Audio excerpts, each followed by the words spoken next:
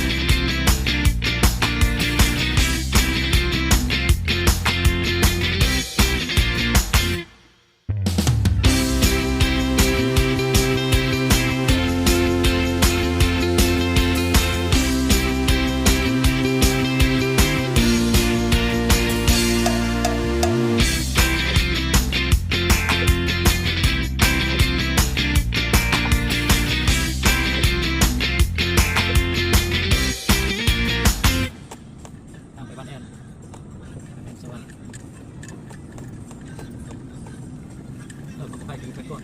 ตัดรถพวกนี้นะครับ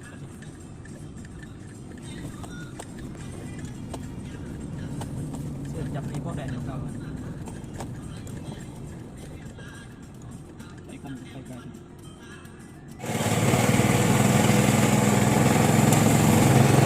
ผู้ได้นั่นแม่น้ำนึ่งอ่ะเอานึ่งได้เลย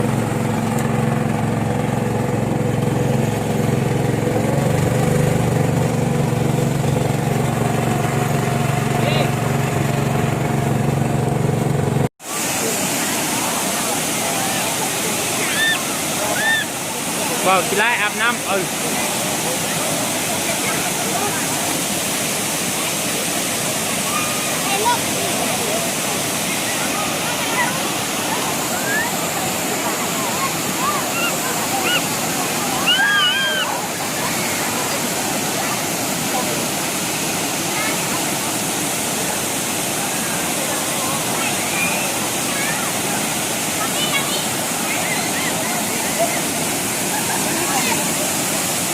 คนหนึ่งอันหนึ่งเยี่ยมลึกโชคเฮ็ดไอ้หนึ่งแหละโชค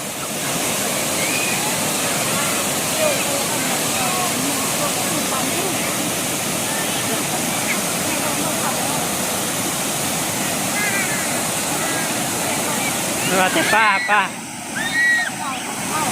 ไปเบิ่งน้องเลยเด้อเลย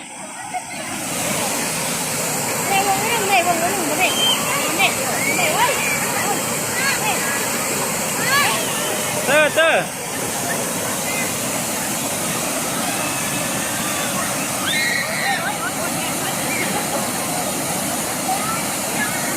เฮ้ยสุดมันเพิ่งยังมา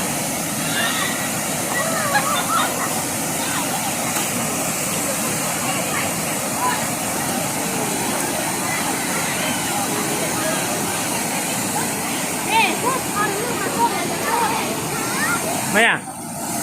สัญญาณไป